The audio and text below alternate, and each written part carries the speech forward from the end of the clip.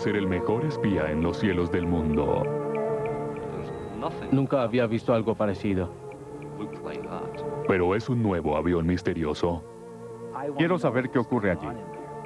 O algún otro secreto. La puerta del hangar se encontraba abierta. Sería el mejor relato. Había un platillo volador muy grande. Hoy en Semana de la Invasión Extraterrestre. Profundos secretos.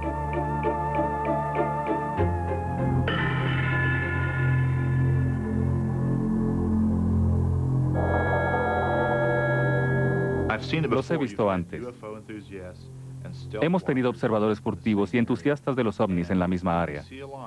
Cuando ven una luz, cualquier persona que conozca la apariencia de una nave dirá automáticamente, miren, es un bombardero B-1. Pero para quien es aficionado a los ovnis y anhela ver uno, esa luz inmediatamente se convierte en una nave nodriza. En 1992, Steve Douglas estaba filmando ejercicios aéreos militares en Roswell, Nuevo México.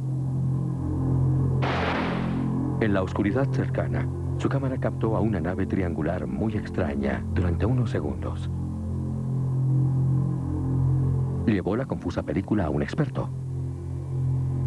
Posiblemente esta es una imagen seductora, porque es algo que creemos que es una nave insólita.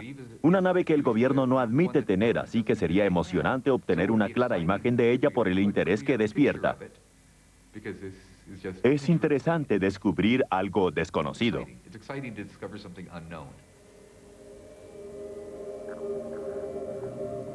Esta es una nave negra contra un cielo oscuro.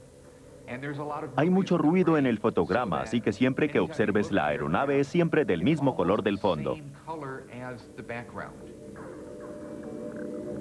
Por más que lo intente, Warren no puede mostrarnos lo que la cámara no pudo grabar.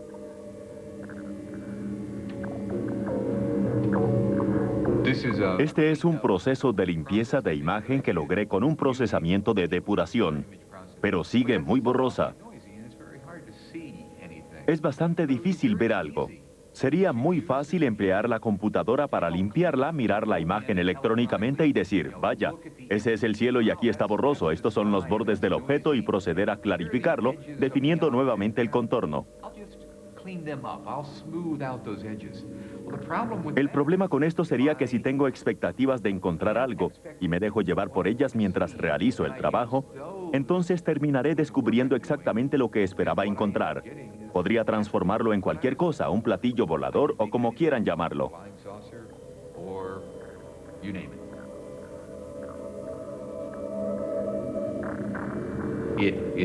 Es obvio que está volando y además es desconocido, por tanto no hay duda de que es un ovni.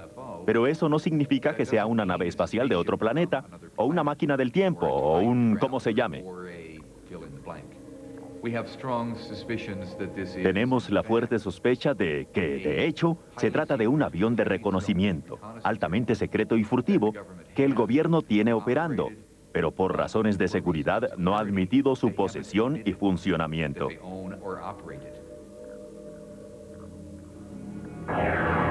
Esto fue lo que Steve Douglas filmó, el TR-3 Manta Negra.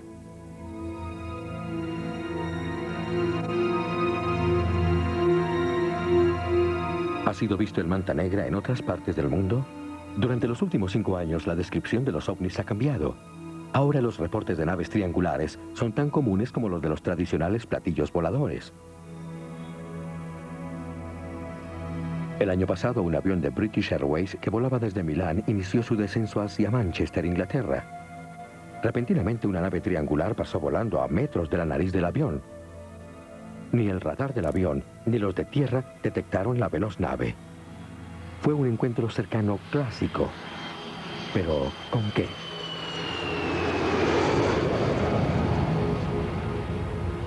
Los titulares de los periódicos señalaron que una nave extraterrestre había pasado muy cerca del avión. Lo que no publicaron fue que las revistas de aviación especializadas ya sabían. A menos de 25 kilómetros de distancia, una compañía británica estaba construyendo en secreto el prototipo de una aeronave furtiva. Tenía una extraña forma triangular.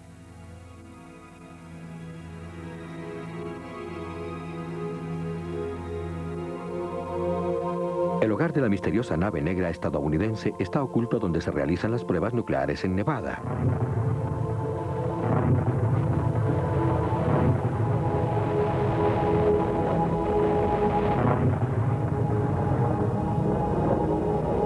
Durante décadas, las cabezas nucleares fueron probadas aquí. Las Vegas queda cerca, pero los turistas juegan sin percatarse del mundo secreto oculto en el horizonte.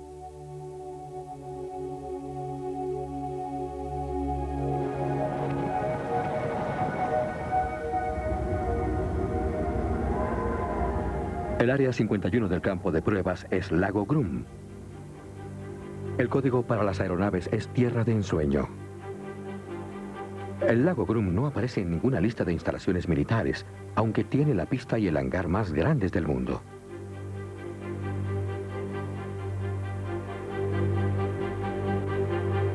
Allí se albergan los mayores secretos de Estado. Aún así, ha llamado tanto la atención del público que ahora existen mapas de la base. Entrar aquí es arriesgarse a ir a prisión sin juicio previo. Hay autorización de matar.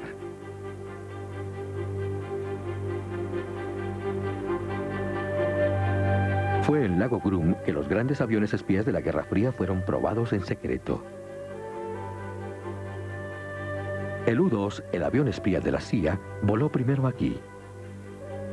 Más tarde, la familia de aviones que incluía el SR-71 Blackbird fue mantenida en secreto durante más de 10 años.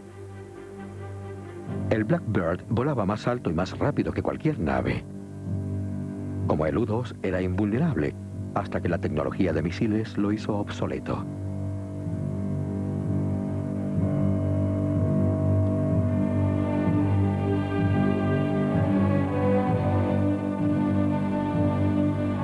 Desconocido para el público en general, el bombardero furtivo también fue probado aquí.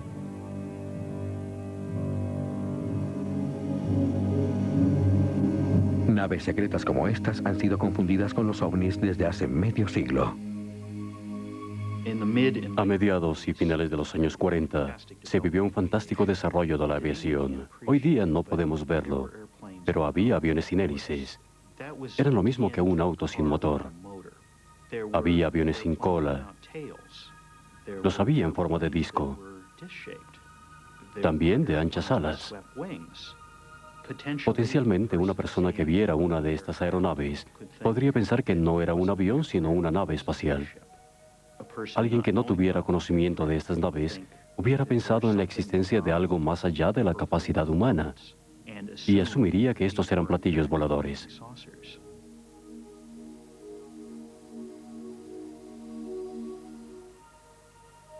Aún hoy, estas naves pueden engañar al incauto.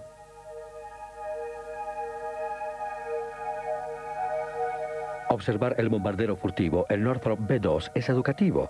Podría así entenderse el que las personas que observan naves extrañas puedan creer que son platillos voladores.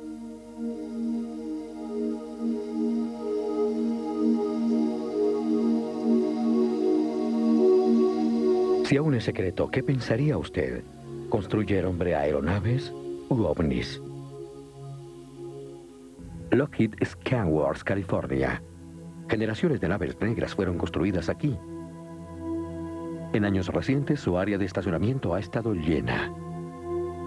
Oficialmente tiene poco trabajo, muy poco para explicar toda la actividad. La producción de estos aviones Blackbird terminó hace tiempo. Está cerca de su finalización. Pero no explica el trabajo que se ha venido realizando a puerta cerrada. ¿Se está construyendo una nueva nave triangular negra? Los expertos en aviación sospechan que la respuesta se encuentra en un documento del Pentágono de 1985. Una nave misteriosa de nombre Código Proyecto Aurora fue incluida accidentalmente junto con los presupuestos para el U-2 y el Blackbird. Desde ese entonces no se ha vuelto a mencionar. Lo primero que escuché acerca de Aurora fue que se le dijo a los controladores aéreos de la costa oeste que esperaran blancos de alta velocidad en las pantallas de sus radares, que se trataba de un programa clasificado, que no temieran y que no reportaran eso a nadie más. La siguiente pieza de información, la cual me llevó a investigar la historia, fue una secuencia de explosiones sónicas sobre California. Jueves, junio 18, 1992, 7 de la mañana, y durante los siguientes 6 jueves a la misma hora del mismo año, hubo un pequeño temblor en Los Ángeles.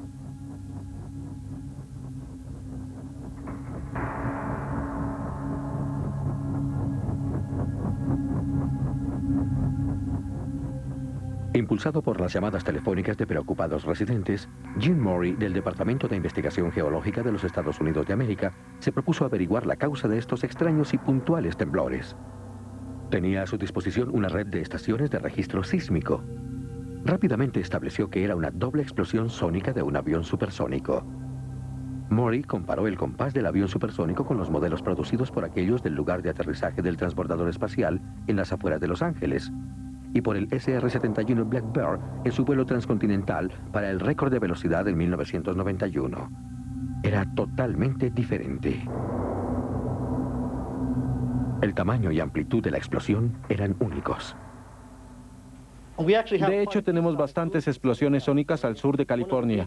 Una de las razones es que el transbordador espacial aterriza en la base Edwards, la cual se encuentra aquí en el desierto. Es posible decir la dirección, velocidad y altura del objeto que produce la explosión sónica si se tiene un buen instrumental.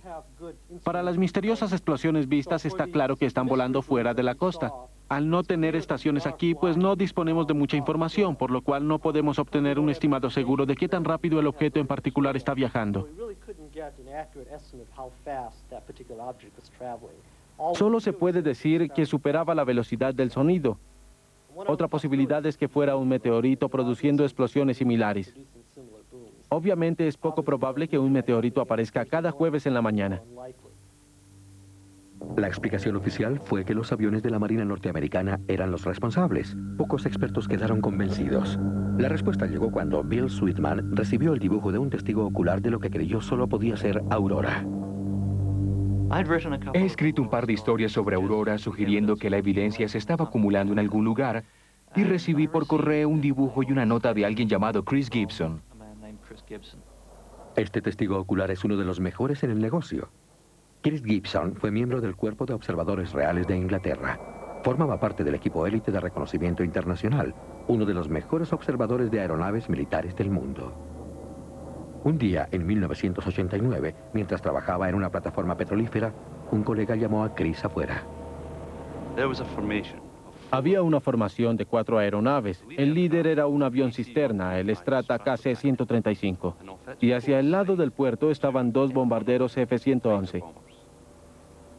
Cerca de la cola del cisterna KC-135 había una aeronave negra triangular, sin alas, sin cola, perfectamente triangular. No había visto nada como eso nunca antes. Este fue un suceso insólito, pues estoy entrenado en reconocimiento instantáneo por el Cuerpo de Observadores Reales. Y si no sabía qué era, es porque no estaba en los libros. Esta forma y las explosiones sónicas dieron a Bill Sweetman en qué pensar. Si miras una aeronave que está diseñada para volar a las llamadas velocidades supersónicas, lo que es 5 o 6 veces la velocidad del sonido o más, existen ciertas cosas que son absolutamente esenciales. Una es que se requiere una gran torsión en los bordes de las alas, de lo contrario comenzará a tener grandes problemas de resistencia y calentamiento aerodinámico.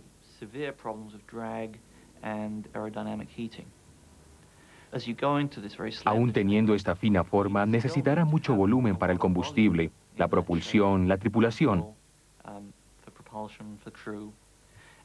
Y la mejor manera de obtenerlo está en combinar las alas y el fuselaje juntos. Así se logrará una forma triangular altamente armoniosa, lo cual desde el plano visual es lo mismo que Chris vio.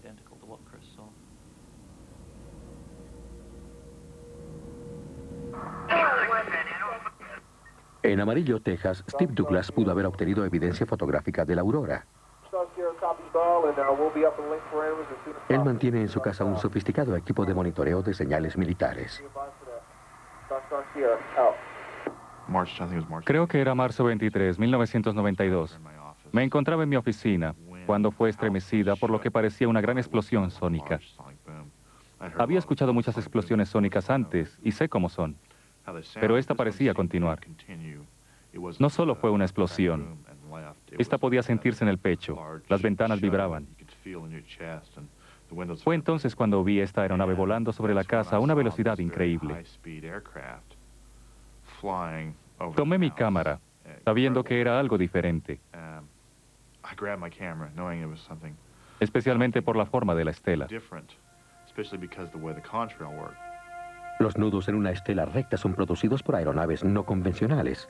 El sonido de su motor también es único. Es un ruido de explosiones profundas, pulsantes y regulares, como si alguien estuviera abriendo el cielo. Se siente más en el pecho de lo que se oye. No suena como un jet, ni como un cohete. Es único, un sonido sorprendente. Los nudos en una estela recta han sido reportados en todo el mundo. Estas secuencias nunca antes vistas fueron tomadas por un camarógrafo inexperto en un viaje transatlántico. Es muy difícil esconder una aeronave como la Aurora. La estela y el ruido son la firma de un motor de detonación de pulso, la clase de motor necesario para volar a velocidades supersónicas. Con una velocidad crucero de 8.480 kilómetros por hora, Mach 8, operando en una órbita cercana a una altitud de 80 a 130 kilómetros, Aurora puede llegar a cualquier lugar del mundo en 3 horas. Pero no todos creen que Aurora exista. El nombre Aurora operó primero como parte de un documento de presupuesto clasificado.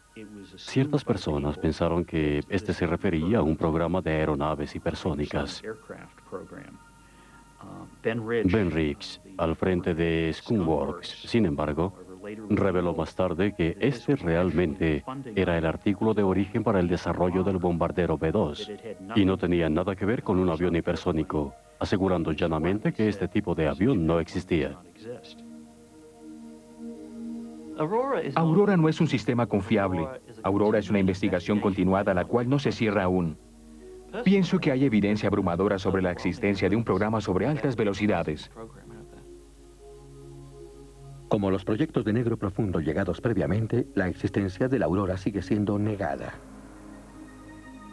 Si la Aurora existe, la principal base de prueba sería probablemente Tierra de Sueño, el lago Groom, Área 51, en el lugar de pruebas nucleares de Nevada.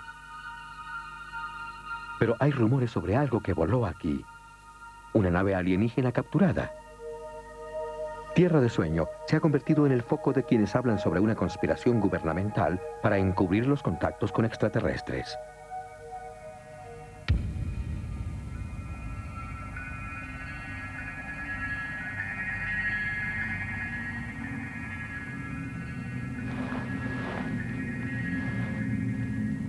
Desde lo alto de una montaña, un hombre se mantiene vigilante sobre Tierra de Sueño.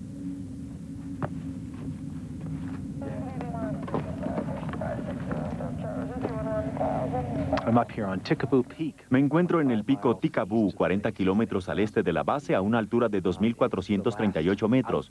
Es el último puesto de avanzada sobre este complejo gubernamental. Vengo aquí pues creo que tengo que hacerlo. Quiero saber qué sucede allá.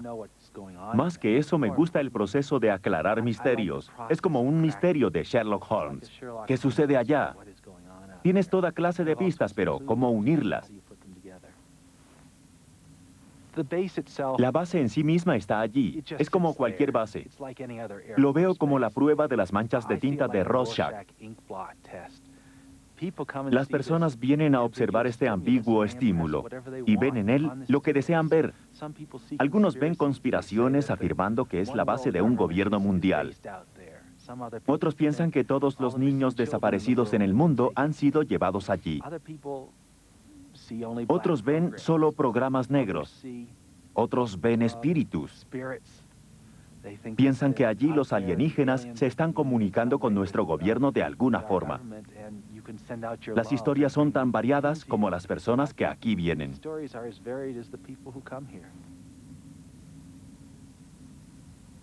Estas creencias están basadas en los clamores de un hombre.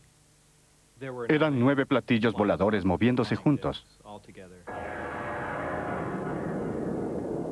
Rachel, Nevada, población 101 y disminuyendo. Sus habitantes han visto muchos objetos extraños volando sobre las montañas en tierra de sueño. Creo que hay naves en forma de platillos en la Tierra. Sí, era un platillo. He visto sucesos extraños. Una serie de luces. Luces bailarinas. Se acercaron y luego desaparecieron. Es posible. Pueden provenir de lugares bajo la capa terrestre establecidas como bases. Esto no puede ser explicado fácilmente. Pueden ser fenómenos interdimensionales. Creo que el gobierno lo sabe. No creo que estemos solos en el universo.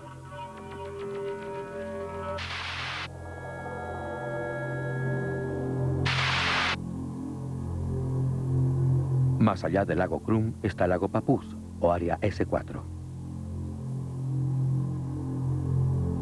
El constructor de autos jet, Bob Lazar, asegura que esta es una base de platillos voladores.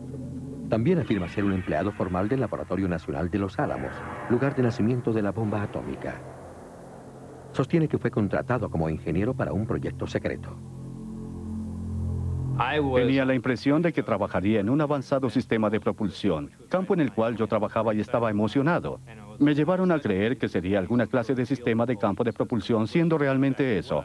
Pero no tenía idea de las implicaciones acerca de lo que ellos hablaban. Lazar dice haber sido llevado desde Las Vegas hasta el lago Krum, puesto en un autobús y llevado al área S4, lago Papoose. La puerta del hangar estaba abierta y allí había un platillo volador.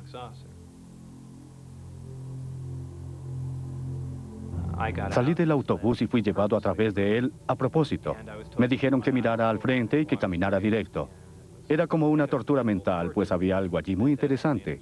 Tenía también la impresión que era algo desarrollado por nosotros. Y en realidad recuerdo haberme reído de mí mismo, pues era la respuesta a todos los avistamientos de ovnis. Hemos estado haciendo esto desde siempre, probándolos, y todos han estado pensando que son platillos voladores de otros planetas. Fue fantástico, tenía una bandera americana pegada a un lado, lo cual creí era un lindo toque. Pero Lazar llegó a creer que era de origen extraterrestre. Más tarde se me permitió entrar en él. Se hizo entonces extremadamente obvio que no era algo hecho por nosotros. Solo hasta entonces, después de ver lo pequeño de todo en el interior, vi que no era algo para llevar humanos.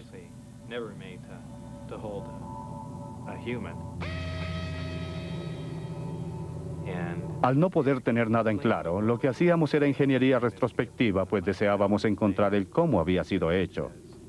Se nos dijo que no había sido hecho aquí. El disco en sí tenía 3 niveles. El nivel superior, al cual nunca entré. El medio, donde tuve acceso. Y el inferior, donde se encontraban los amplificadores de gravedad. Y se tenía acceso al fondo de la aeronave. Estar allí produce un inquietante sentimiento. Obviamente no hay paneles de control o interruptores. Lo único a la vista sobre el suelo eran las 3 sillas, el reactor y los amplificadores de gravedad. Debajo de estos estaban los otros componentes del sistema de propulsión. Pero no había nada más.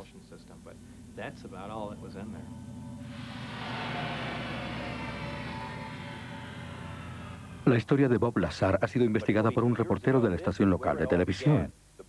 Lugar de la llamada Puerta de Agua Cósmica. Hay historias acerca de tierra de sueño flotando por Nevada durante varios años, pequeños artículos en los periódicos, referencias de programas secretos, ocasionalmente alguna referencia a tecnología alienígena. Ha habido algunas referencias sobre lo mismo en los círculos que estudian los ovnis, personas diciendo, hay una base secreta en Nevada y sería bueno que lo verificaras. Hasta 1987 comencé a investigar esto. En 1989 conocí a Robert Lazar y lo que me contó era increíble. Yo pensé, si algo de esto resulta ser cierto, sería el mejor relato. ¿Fue verificada la historia de Lazar? ¿Existen registros del trabajo de Lazar?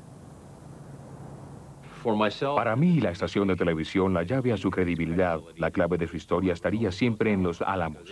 Si trabajaba en proyectos clasificados, es al menos concebible que hubiera sido traído a Nevada para trabajar en otros proyectos clasificados. Como prueba de su veracidad, deseábamos ir a Los Álamos para que nos mostrara el lugar. Él dijo, ¿puedo introducirlos? Respondimos, muy bien, creeremos cuando veamos. Viajamos un fin de semana. Algunas personas estaban en el laboratorio y Bob realmente nos introdujo. Fue como seguirlo a través de un laberinto de laboratorios y él conocía el camino como un conejo en su madriguera. Sabía dónde estaba todo, lo cual me impresionó. ¿Cómo podría saberlo si no hubiera estado allí? Los Álamos no cooperó desde el primer día. Pasaron años y años y aún no he podido obtener confirmación de ellos de si Bob trabajó allí. No tiene sentido, no tienen registro sobre alguien que trabajó allí solo unos años antes, pero esa era su respuesta. He entrevistado a otras personas quienes trabajaron con Bob y afirman que él era empleado, un físico trabajando en proyectos clasificados. Si este es el caso, ¿dónde están los registros? No hemos podido encontrarlos.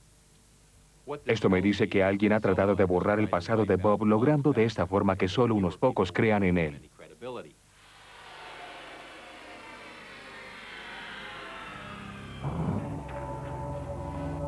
Lazar asegura que los primeros días en la base secreta estuvieron bajo guardia leyendo documentos de información. Según él, estos documentos poseen conocimientos detallados de alienígenas y clarifican que la nave espacial no es de adquisición reciente. Al parecer, ellos estuvieron trabajando en esto durante al menos... Cada grupo trabajaría en una parte específica de la nave. Por ejemplo, había uno en la energía metalúrgica de la nave, el nuestro. Y como grupo teníamos trabajos específicos con los sistemas de energía y propulsión de la nave.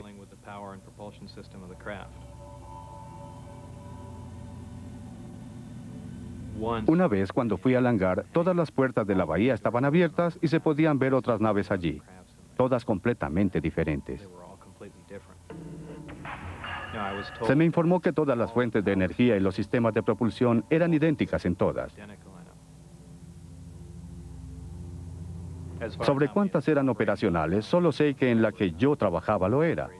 El resto de ellas podían ser no operacionales. Ni siquiera puedo decir algo acerca de ellas.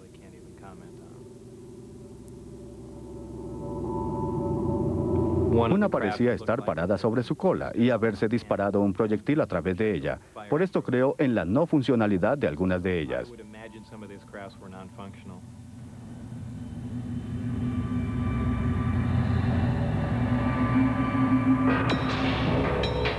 Había 9 platillos o discos voladores juntos. George Knapp persuadió a su estación de someter a Bob Lazar a una prueba con el polígrafo o detector de mentiras. ¿Mentía usted a propósito cuando dijo haber visto propulsión antigravedad en operación? No. 4 pruebas separadas fueron realizadas por 2 diferentes investigadores. Los resultados fueron inconclusos. Lazar superó 2 y falló 2. Pero uno de los investigadores todavía tiembla por lo que escuchó. Buscaba los pequeños signos, el lenguaje corporal. Había un contacto visual tremendo. No había inquietud. Y él nunca se desvió. Cubrimos todo varias veces. Hice las mismas preguntas de varias formas diferentes. Y sus respuestas siempre fueron las mismas.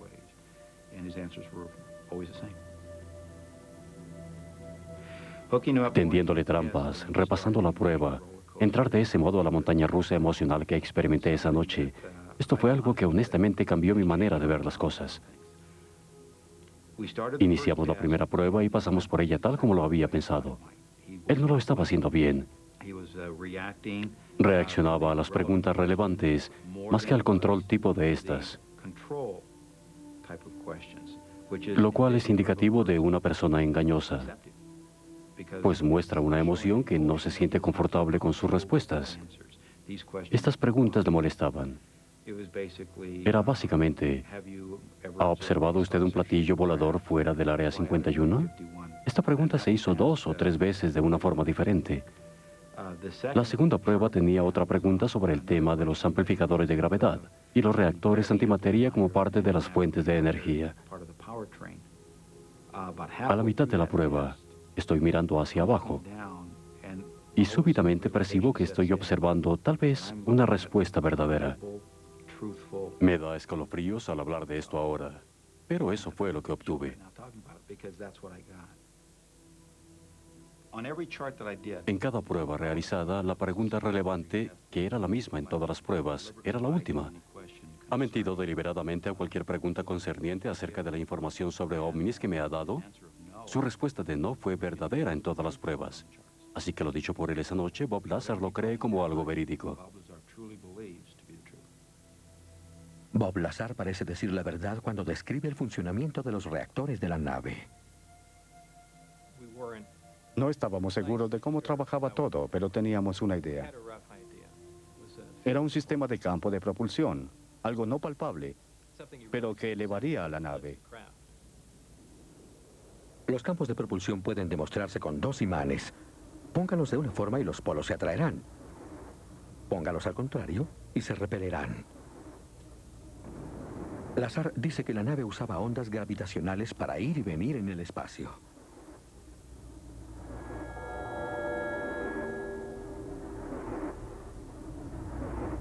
Usando materiales terrestres y tecnología de punta, no podríamos duplicar uno de esos sistemas.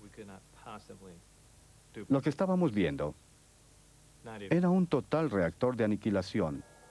Un reactor que trabajaba con materia y antimateria, lo cual es algo a lo que ni siquiera nos hemos acercado. Sabemos que esto es posible. Tenemos reactores de fisión. Estamos intentando desarrollar reactores de fusión que produzcan energía como lo hace el Sol, pero ni siquiera hemos pensado en trabajar con reactores antimateria, que son 100% más eficientes. Y aquí hay un modelo trabajando. No solo un modelo funcionando, sino también pequeño. Algo posible de levantar por una persona.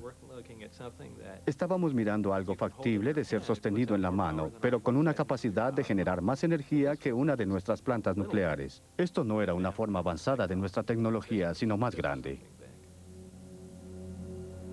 ¿Trabajó Bob Lazar en el Área 51? No hay evidencia suficiente. ¿Es Bob Lazar un científico calificado? ¿Es verdad lo que dice en las entrevistas? La investigación de un hombre, Tom Mahood, un ingeniero de California, encontró error tras error en las afirmaciones de Lazar. Pero inicialmente, él encontró a Lazar convincente. Hace unos 3 años me conecté a Internet. Comencé explorando y me encontré con la historia de Bob Lazar. La hallé fascinante. La forma de describirla parecía verdadera. Había muchos pequeños detalles en su relato los cuales encontré interesantes y me cautivaron. Hubo un par de veces en que me desperté a medianoche intranquilo. Creía realmente en la historia, me parecía creíble. Lo primero que comenzó a inquietarme era que vivía cerca de Caltech. Y Lazar afirmaba, como parte de su historia, el haber asistido allí, pero sus registros habían sido borrados. Bueno, pensé, es una interesante posibilidad para mí el tratar de encontrar cualquier rastro de Lazar en Caltech. Pensé, lo más fácil de hacer era buscarlo en todos los anuarios de Caltech en un periodo de 10 años. Revisé literalmente en cada página buscando una fotografía o una referencia de Bob Lazar. Es posible que sus registros hayan sido borrados, pero es poco probable que alguien venga y reemplace un anuario universitario. Así lo hice y no encontré nada. En ese punto comencé a pensar, es posible que tenga un grado en física, pero por alguna razón no desea que las personas se enteren de dónde es y se inventó la historia de Caltech.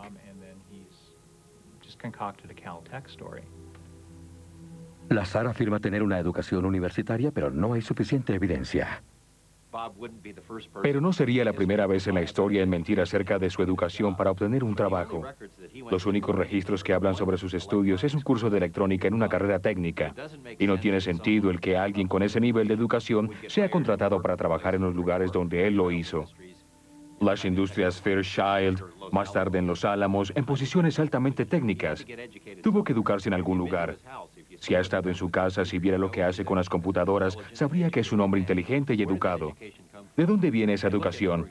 Veo, por ejemplo, el MIT, y aunque Bob puede recordar nombres de profesores, no puede recordar nombres de estudiantes. Y yo me pregunto, ¿puede un instituto como el MIT haber borrado sus registros? No lo sé. Obtiene millones de dólares en contratos de defensa cada año. Han trabajado con la CIA en el pasado sobre la cuestión de los ovnis. ¿Pueden haberlo hecho? ¿Lo harían? Creo que es posible. Lazar dice que fue despedido del Área 51 después de violar las reglas de seguridad. La nave en la que trabajé era probada frecuentemente. La mayoría de las pruebas se hacían los miércoles en la noche. Nunca se sacaba fuera de la atmósfera. Hay que tener en cuenta que esta era su valiosa posesión, que apenas estaban aprendiendo a usarla y no deseaban perderla.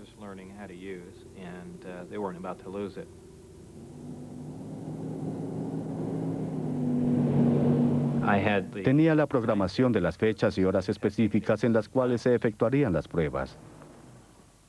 Un día en el cual no trabajaba, traje unos amigos y ellos pudieron presenciar algunas de las pruebas. Siéntense. Lazar afirma que ellos vieron una luz brillante. Una nave extraterrestre estaba moviéndose a través del cielo en direcciones y ángulos imposibles para una aeronave convencional. Viene hacia nosotros.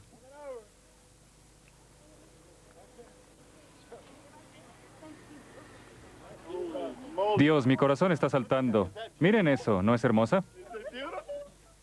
No nos encontrábamos en la base, estábamos a unos 15 kilómetros de allí. Pero aún tan lejos había una cantidad razonable de seguridad y pudimos observar algunos sucesos. Mientras el tiempo pasaba, nos relajamos y fuimos atrapados.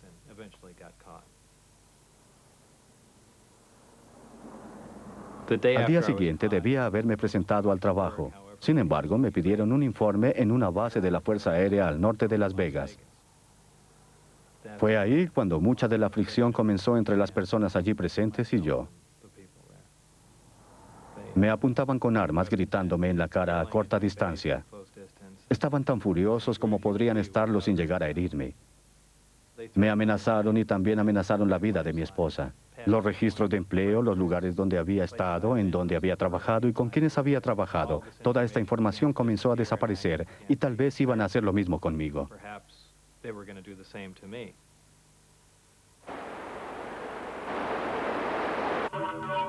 Pensé en la necesidad de ver a algunas de las personas de la estación local de noticias. Creí que al acudir a los noticieros no podrían hacerme desaparecer por completo. Se vería muy sospechoso si de pronto esta persona liberara esta información y que desapareciera. De este modo tendría una especie de seguro para mí. Había varios. En realidad eran 9 platillos voladores. Discos voladores de origen extraterrestre.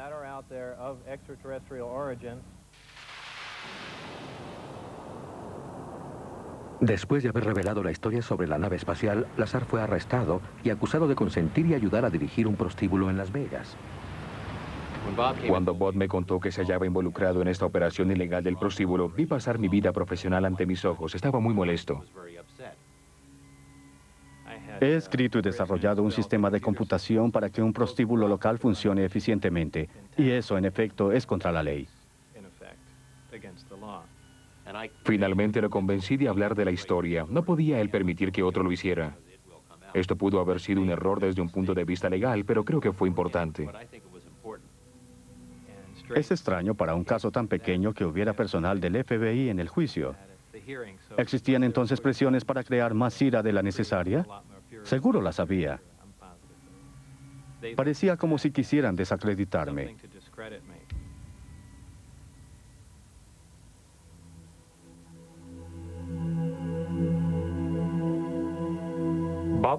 Bob Lazar parecía tener una memoria peculiar. No aseguro que fuera sospechosa. No obstante, era muy peculiar el hecho de que recordara pequeños detalles del tiempo que pasó en S4 y que tuviera problemas para recordar las clases que tomó, nombres de profesores, fechas, como si mucho de su pasado se hubiera desvanecido. Pero no S4. Creo que Bob Lazar es un completo fraude. Al mismo tiempo, he hablado con bastantes personas y conozco muchas historias acerca de sucesos que han ocurrido en el Área 51, que creo que él estuvo allí. Sobre si estas sucedieron como él lo afirma, no estoy seguro. ¿Debemos creer en la historia de Bob Lazar? Tom Mahood descubrió que él trabajó en Los Álamos, pero solo para un subcontratista civil. No era un científico investigador. Era un técnico trabajando en proyectos civiles. Bob Lazar mintió incluso sobre su pasado. Hasta tener una fuerte evidencia, deberíamos recordar lo dicho por Einstein. Aquel que es descuidado con la verdad en pequeñas cuestiones no podrá ser confiable en grandes situaciones. Bob sabía cuándo y dónde se llevarían a cabo las pruebas de las naves, pues durante 3 semanas seguidas llevó a otras personas allí para que filmaran. ¿Cómo lo sabía? Conozco a alguien que trabajó allí y quien le hizo una serie de preguntas, mas no las importantes.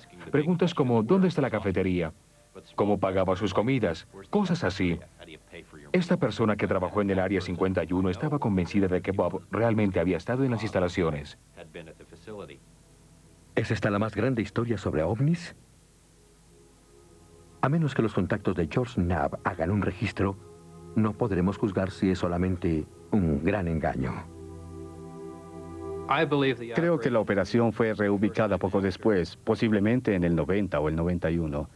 ¿Dónde están ahora? Su respuesta es tan buena como la mía.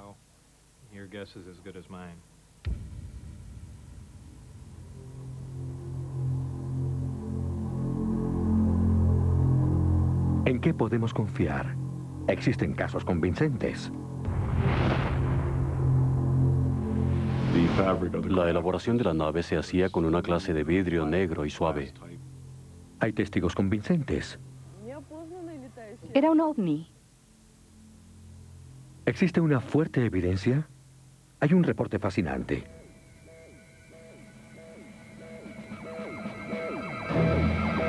En mayo 5 de 1984 se disparó una alerta a través del Comando de Defensa de Norteamérica. Moviéndose rápidamente en una órbita terrestre había algo que no era un misil. Nombre Código Rápido Caminante. Flotando en órbitas terrestres están los satélites operados por el USDSP, o el Programa de Soporte de Defensa. Su trabajo es alertar sobre misiles balísticos atacando a los Estados Unidos de América.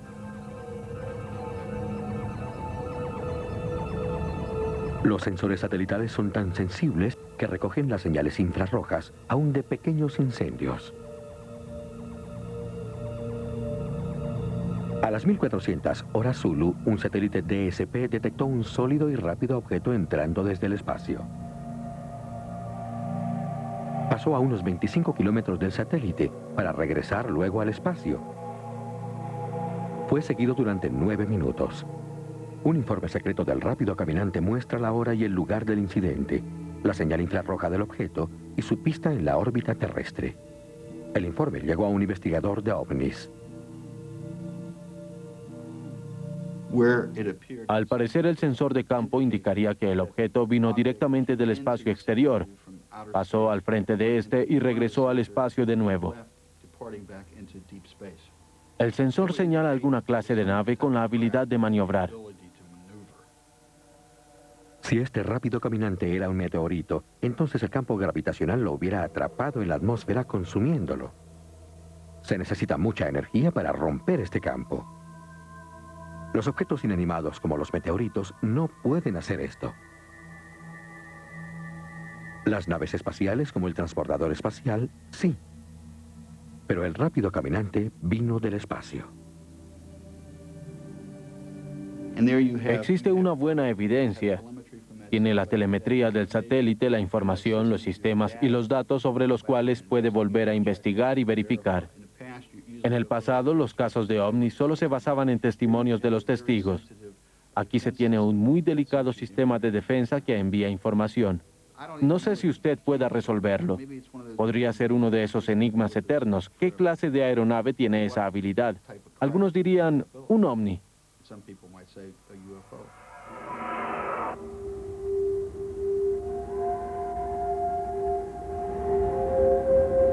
¿Hay vida en otros planetas?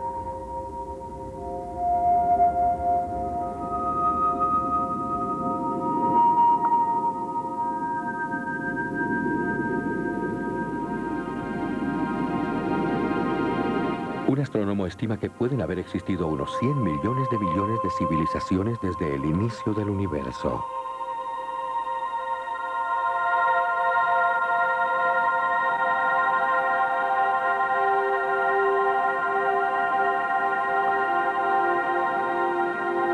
¿Qué tan imposible es entonces que hayamos sido visitados por una de ellas?